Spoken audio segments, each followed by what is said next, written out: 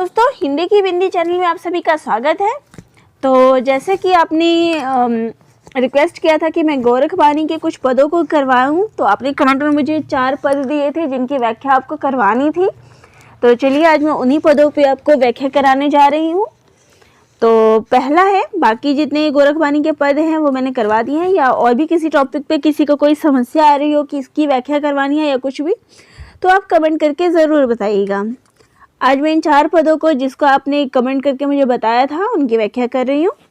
तो ये दूसरा पद है जिसका लिखा पद है, अदेपी देपीबा देखी विचारिबा, अदिसिति राखीबा चिया, पाताल की गंगा ब्रह्मांड चढ़ाईबा, तहाँ विमल विमल जल पीवा। तो देखिए, इन पंक्तियों में जो कहने का भाव है तो वो है अदेपी देपीबा, यानी कि जिसको ना देखा है, नहीं देखा है, यानी कि जो परमात्मा है, ये परम ब्रह्म है, उसको बिना देखे हुए भी देखना चाहिए, यानी कि उसका एहसास कर लेना चाहिए। उस परमात्मा का एहसास जो है हमेशा करना चाहिए। अदेपी देपीबा यानी कि नहीं भी देखा हुआ है तब भी उसको देखना चाहिए। देखी विचारीबा, और देखकर जो इस पे विचार करना चाहिए, यानी इसको हम जब महसूस करते कि हमारे आसपास है, यानी हमने एक तरह से मान लेते कि हमारे आसपास है, हमने देख लिया है, फिर उस पर जो है विचार करना चाहिए। अदिसिति राखीबा चिया, और जो देखा नहीं जा सकता उसे जो है चिया यानी कि चित्त में अपने बसा लेना चाहिए। तो उस पे जो है विचार करें, और जब नहीं देखा जा सकता उसे अपने हृदय में बसा ले। पाताल की जो गंगा है, यानी कि जो योगिनी जो शक्ति है, को ब्रह्मांड में प्रेरित करना चाहिए। वहीं पहुंचकर वह निर्मल जो योगी होते हैं वो निर्मल जल पीते हैं, इस जल का रसपान पीते हैं, यानी जो ये ईश्वर है उसकी प्राप्ति जो है कर लेनी चाहिए, अपने मन में बसा लेना चाहिए, अपना ध्यान जो है इस ईश्वर पे अपना रमा लेना चाहिए, अपने आप को इसको समर्पित करना चाहिए। और उसमें जो रमते हैं तभी योगी जो है ना इसी रंग में रंगे रहते हैं, क्योंकि हमेशा वो ईश्वर को अपने पास जो है महसूस करते हैं, उनको अपने चित्त बसाए रखते हैं, इसलिए वो हमेशा उसको अपने मन में ही महसूस करते हैं। यहाँ इसका अर्थ यही है। अगला है, वेद कतेब न खाणी बाणी, सब ढकी तली आणी, गगनी शिखर मही सबद प्रकाश्या, तहम बुझे अलख बिनाणी।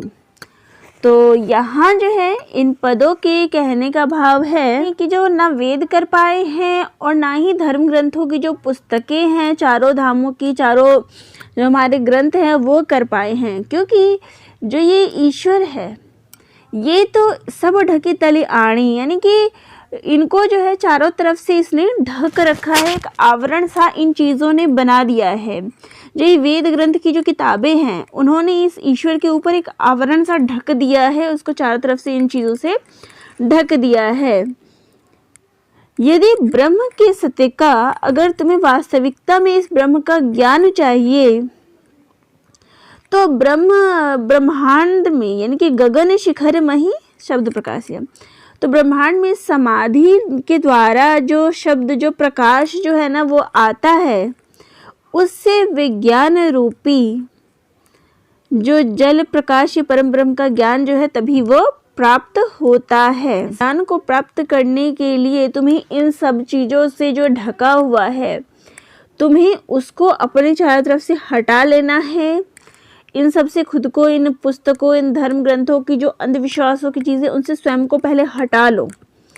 उसके बाद जो तुम्हें ये ढका हुआ जो है वो, वहाँ से तुम्हें जब इनको हटा लोगे अपने ऊपर से, तो तुम्हें प्रकाश संपूर्ण जो है ये प्रकाश दिखाई देगा इस ब्रह्मांड में, इस ईश्वर में। तुम्हें वो ज्ञान जो है तब प्राप्त होगा जब इन सब से ऊपर तुम उठोगे, इनसे ऊपर आओगे, तभी इसको प्राप्त किया जा सकता है, इसको देखा जा सकता है।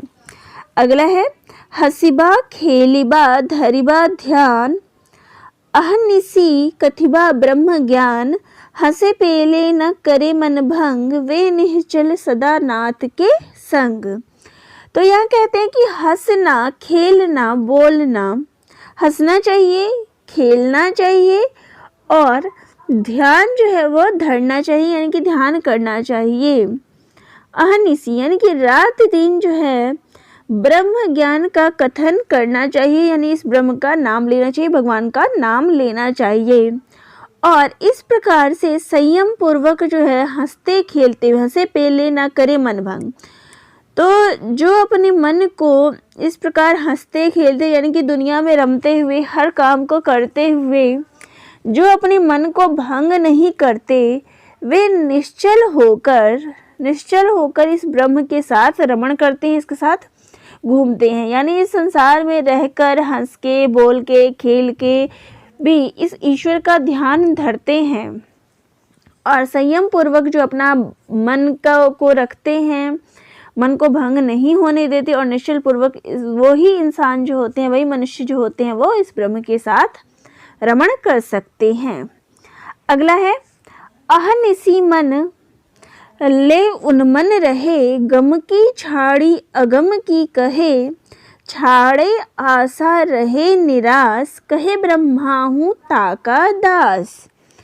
तो यहाँ कहते हैं पहले तो उन्मन क्या होता है, तो योग की जो अवस्था होती है उसको कहते हैं उन्मन। जो योगियों की, ये गोरख लोगों की जो एक जो उन्मन अवस्था थी उसका वर्णन क्या है, योगियों की, नाथपंथियों की जो अवस्था थी ध्यान धरने की, उसको उन्मन कहते हैं।